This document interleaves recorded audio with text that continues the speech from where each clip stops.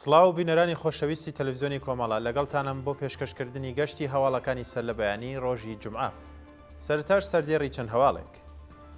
برینداربوونی 11 قوتابی بەهۆی ڕووداوی هاتوچۆ لە جادەی سەقز بۆکان. دەست بەسەرکردنی ئەژدەرپیری لە شاری ورمێ. بەرزکردنەوەی حکمی زیندانی بەندکراوێکی سیاسی لە ورمێ. گیان لە دەستدان و برینداری دوو هاوڵاتی بەتەقەی پاسەوانانی سنووری عێراق. ناڕزایەتی کادری دەرمانی نەخۆشخانەی ئیرانمەهری سەراوان و کۆبوونەوەی دانیشتوانی زابۆل دژ بە بڕانی بەردەوامی کارەبا.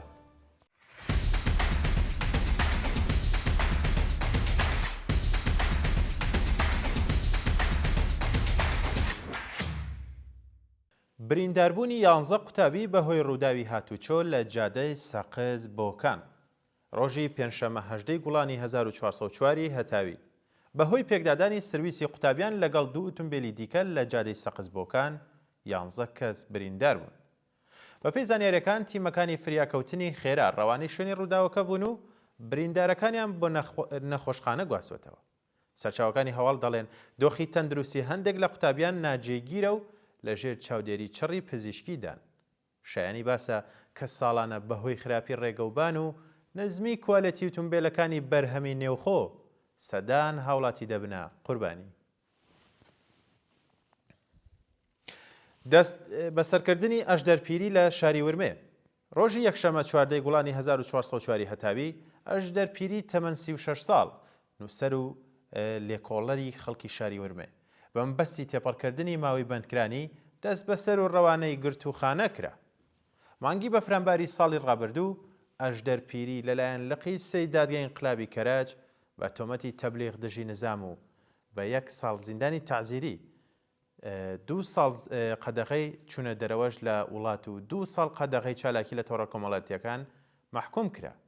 ناوراو لە کاتی دەست بەسەرکراندا بە سەختی ئەشکەنجە و لە مافی دەستڕاگەیشتن بە پارێزەر و چاوپێکەوتن لەگەڵ بنەماڵەکەی بێبەش کرابوو. بەرزکردنەوەی حکمی زیندانی بەندکراوێکی سیاسی لە ورمێ. لە بەردەوامی گوشارە سیستەماتیکەکانی ڕژیم بۆ سەر بەندکراوانی سیاسی سالار سدیق هەمەدانی بەندکراوی سیاسی خەڵکی ورمێ بە 7 ساڵ زیندانی دیکە محکوم کرا. ساڵینەوە 7 هەتاوی سالار سدیق هەمەدانی لەلایەن هێزە ئەمنیەکانی ڕژێم و دەست بەسەر و دواتر بە تۆمەتی هاوکاری لەگەڵ گروپە دژبەرەکانی ڕژێم گرتنی وێنە لە ناوەندە نزامیەکان و تەبلیغ دژی نظام سەرجەم بە 19 ساڵ زیندان محکوم کرا. ئەو چالاکە سیاسیە ڕۆژی پێنجشەممە 18 گوڵان بە شێوازی غیابی و لە دادگایەکی کورتماوەدا بە 7 ساڵ زیندانی دیکە سزا دراوە. جێگای ئاماژەیە کە هێشتا زانیاریەک لەسەر ئەو تۆمەتە تازانەی خراوەتە پاڵ دۆسی ئەو بەندکراوە سیاسیە بڵاو نەکراوەتەوە. گیان لە دەستدان و برینداربوونی دوو هاوڵاتی بە تەقەی پاسەوانانی سنووری عێراق. ڕۆژی پێنجشەممە 18 گوڵان هێزەکانی پاسەوانی سنووری عێراق تەقەیان لە باوک و کوڕێکی خەڵکی باشووری کوردستان کردو بەو هۆیەوە کوڕەکەی گیانی لەدەستدا. بە پێی زانیاریەکان باوکی بنەماڵەکە بە ناوی ئاواد ئیسماعیل تەمەن 42 ساڵ پاش برینداربوون بۆ نەخۆشخانەی شارباژێر ڕاگوێزراوە و کوڕەکەی بە ناوی ئارێزاوات کە تەمەنیشی 7 ساڵە دەست بەجێ گیانی لەدەستداوە. جێگای ئاماژەیە کە ئەم دوو هاوڵاتیە مۆڵەتی بازرگانیان پێبووە و دەستڕێژی گولە بۆ سەر ئەو دوو کەسە بە تەواوی نایاساییە. ناڕزایەتی کادری دەرمانی نەخۆشخانەی ئیرانمەهری سەراوان. ڕۆژی پێنجشەممە 18 گوڵانی 1404 هەتاوی کادری دەرمانی نەخۆشخانەی ئیرانمەهری سەراوان دژ بە نەدانی حەقدەست و مەزایان ناڕزایەتیان دەربڕی. بە وتەی ناڕازیان 45 ڕۆژ بەسەر دوایین حەقدەستی پێدرا و تێپەڕیوە و هێشتا داخوازی مانگی ڕابردوویان پەرداخ نەکراوە. ناڕازیان بە وتنەوەی دروشم خوازیاری بەرزکردنەوەی حەقدەست بە پێی ڕێژەی هەڵاوسان، دابینکردنی بیمەی دەرمانی کارامە، کەمکردنەوەی سەعاتی کار، پێدانی مەزای پیشەیی و تەزمینی ئەمنیەتی کاری بوون. کۆبوونەوەی دانیشتوانی زابۆل دژ بە بڕانی بەردەوامی کارەبا. ڕۆژی پێنجشەممە 18 گوڵانی 1404 هەتاوی خەڵکی شارستانی زابۆلی سەر بە پارێزگای سیستان و بەلوچستان دژ بە پچڕانی بەردەوامی کارەبا کۆبوونەوە. بەشداربوانی ئەو کۆبوونەوە ڕایانگەیان بە هۆی بڕانی بەردەوامی کارەبا زیانێکی زۆریان پێگەیشتووە و هیچ بەرپرسێکی دەوڵەتی سەرنج بە کێشە و گرفتەکانیان نادات. ناڕەزیان خوازیاری دابینکردنی کارەبای 24 کاتژمێری و کەمکردنەوەی نرخەکەشی بوون. جێگای ئاماژەیە کە بڕانی بەردەوامی کارەبا زیانی زۆری لە کاسبکاران و خەڵکی ئاسایی داوە و کارناسانی بواری وزەش سەبارەت بە بێکاری هەزاران کرێکار لە وەرزی گەرما هۆشداریان بە دەوڵەت داوە.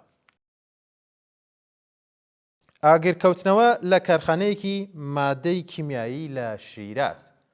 ڕۆژی چوارشەممە حەڤەی گوڵانی 1404 هەتاوی کارخانەیەکی مادەی کیمیایی لە شاری شیراز بە هۆکارێکی نادیار ئاگری گرت، بەڵام هیچ زیانێکی گیانی لێ نەکەوتەوە.